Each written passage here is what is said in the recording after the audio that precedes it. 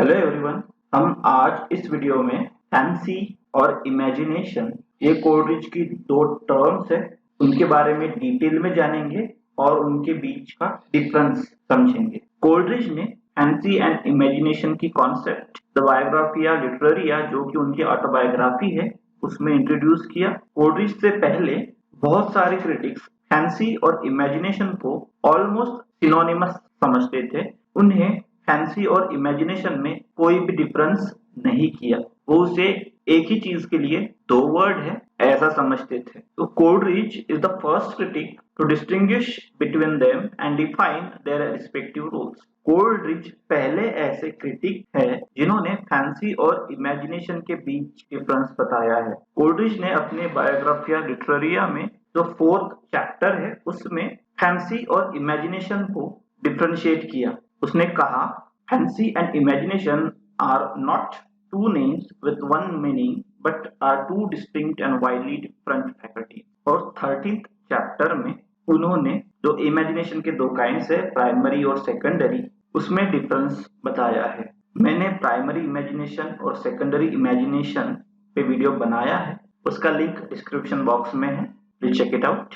यहाँ पे कोलरिज जब फैंसी और इमेजिनेशन में डिफरेंस बताता है उसके हिसाब से इमेजिनेशन मतलब सेकेंडरी इमेजिनेशन ही है। तो without further delay let's get started.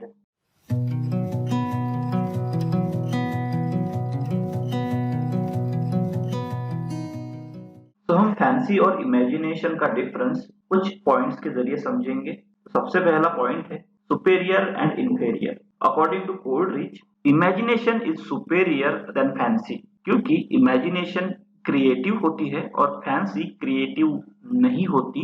वो सिर्फ जो इमेजेस है, अलग अलग बिखरी हुई रेडीमेड इमेजेस है, उनको कंबाइन करती है। इसीलिए इमेजिनेशन सुपेरियर है, फैंसी इंफेरियर है। सेकंड पॉइंट है combination and fusion. So fancy only combines different things into different shapes and imagination fuse them into one। इसका मतलब जो फैंसी को रेडीमेड चीजें मिलती है, रेडीमेड इमेजेस मिलती है, उनको बस वो कंबाइन करती है। बहुत सारी अलग चीजें हैं, उनको ऑर्डर से कंबाइन करती है, दैट्स इट।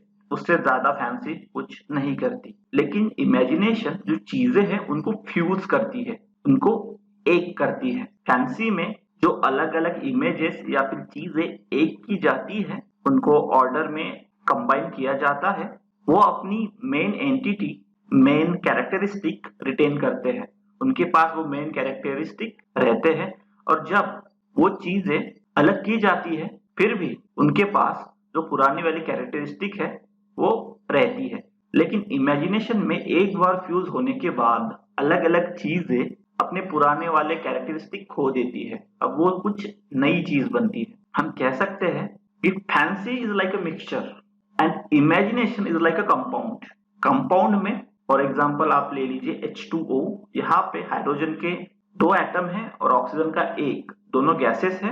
लेकिन जैसे ही उनको इन्फ्यूज किया जाता है वो बनता है लिक्विड, H2O, पानी बनता है। और फैंसी लाइक अ मिक्सचर, जैसे ले लीजिए सैंड और आयरन के पार्टिकल्स, उनका मिक्सचर किया गया है, उसी तरह फैंसी होती है।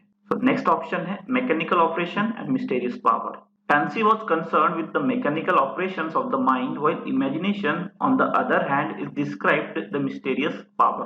तो कोलरिज ने फैंसी को जो मैकेनिकल ऑपरेशंस है माइंड के, उसको कहा है और इमेजिनेशन को एक मिस्टीरियस पावर कहा है।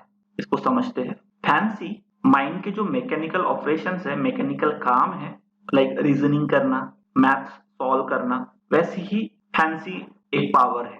लेकिन इमेजिनेशन एक मिस्टीरियस पावर है जो कुछ नया क्रिएट करती है। आउटर वर्ल्ड से जो सेंसेस के थ्रू इमेजेस हमारे माइंड में आती है, इमेजिनेशन उन इमेजेस को फ्यूज, इनफ्यूज, तोड़कर, मरोड़कर कुछ नया बनाती है। इसीलिए कोलरिज ने उसको मिस्टीरियस पावर कहा है। नेक्स्ट पॉइंट है creative and mode of memory.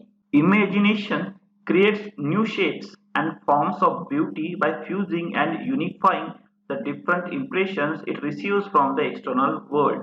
जैसा कि मैंने अभी अभी कहा है कि जो सेंसेस है हमारे 5 सेंसेस, उनके थ्रू जो इम्प्रेशंस आते हैं अलग अलग, उनको यूनिफाई करती है, उनको फ्यूज करती है और कुछ नया ब्यूटीफुल बनाती है। फॉर एग्जाम्पल, एक पेंटर है, उसने अलग अलग चीजें देखी है, अलग अलग चीजें सुनी है, उसने रेनबो देखा, ब्यूटीफुल सनराइज देखा या कोई ब्यूटीफुल लेडी देखी, अलग अलग देखी है। लेकिन जब वो पेंटिंग करता है उन सभी चीजों को एक साथ लाता है और कुछ नया पेंट करता है, उनको अलग कलर देता है, उनको कुछ अलग एंटिटी देता है, वो है इमेजिनेशन। एक क्रिएटिव होता है। Whereas fancy is a kind of memory. It randomly brings together images and even when brought together, they continue to retain their separate individual properties. और fancy एक तरह की मेमोरी होती है हमारे माइंड में। वो क्या करती है, रैंडमली जो इमेजेस है सेंसेस के थ्रू मिली हुई या फिर कुछ और तरीके से मिली हुई इमेजेस, उनको एक साथ लाती है and just it brings those images together. लेकिन वो इमेजेस एक साथ आने के बाद भी उनके जो इंडिविजुअल प्रॉपर्टीज है वो रिटेन करती है। मैंने मिक्सचर और कंपाउंड का एग्जांपल देते हुए इसको समझाया है। अब रियल सेंस में इसका मीनिंग देखते हैं। Imagination in its real sense denotes the working of poetic minds upon external objects or objects visible to the eyes. Imaginative process sometimes add additional properties to an object or sometimes abstracts from it some of its properties. Therefore, imagination thus transforms the object into something new, it modifies and even creates new objects. Fancy is the process of bringing together images dissimilar in the main by source. It has no other counters to play with but fixities and definities. Fancy, in Coleridge's eye, was employed for tasks that were passive and mechanical. अब हम इसको अच्छी तरह से समझ लेते हैं।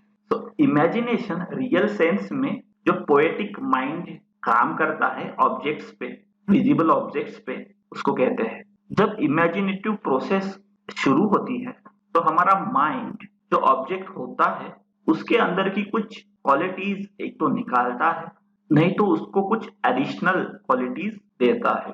For example, समझ लीजिए एक आर्टिस्ट है, एक कॉमिक बुक राइटर है, उसने एक नॉर्मल पर्सन देखा है और वो पर्सन थोड़ा स्टडी है, मस्कुलर है और वो अपने हाथ से नॉर्मल इंसान से थोड़ा ज्यादा वेट उठा सकता है। अब वो आर्टिस्ट अपनी इमेजिनेटिव पावर से उसको कुछ एक्स्ट्रा एंटिटीज प्रोवाइड करता है। जैसे वो मस्कुलर है और वो बहुत ज्यादा वेट उठा सकता है, वो एक हाथ से ही बिल्डिंग उठा सकता है, ये उसको एंटिटी प्रोवाइड करता है, या फिर पर्वत उठा सकता है। अब वो इमेजिनेटिव पावर से उसने उस कैरेक्टर को बहुत ज्यादा दे दिया, बहुत ज्यादा properties they the.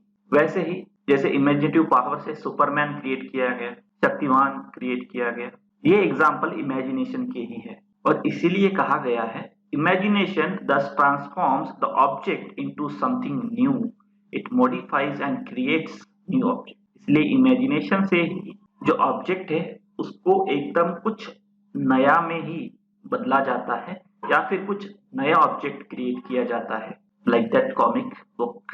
Now fancy में क्या होता है, फैंसी सिर्फ बहुत सारी डिसिमिलर इमेजेस है उनको एक करती है। अब कोलरिज ने कहा है फैंसी सिर्फ फिक्सिटीज और डेफिनिटीज पर ही काम कर सकती है। मतलब जो फिक्स क्रिएट की गई हुई इमेजेस है, जो डेफिनिट इमेजेस है, उनको अब क्रिएट करने की जरूरत नहीं है, उनको ही एक साथ लाया जाता है और उसको ब्यूटीफुल किया जाता है। दैट्स इट, फैंसी बस इतना ही काम करती है। कोलरिज के नजरिए में जो चीजें पैसिव और मैकेनिकल होती है उन पर ही फैंसी काम करती है। फैंसी और इमेजिनेशन दो अलग अलग बातें हैं, उनमें काइंड का डिफरेंस है, डिग्री का डिफरेंस नहीं है। अगर मैं कहूँ फैंसी एक बिल्डिंग है तो इमेजिनेशन एक ट्री है, ये डिफरेंस है उनका, काइंड का डिफरेंस है, वो अलग ही चीजें हैं। अब एक एग्जांपल से इसको और अच्छी तरीके से समझ लेते हैं। A winged horse introduces a new concept into our minds, a new entity that we might almost believe could exist somewhere.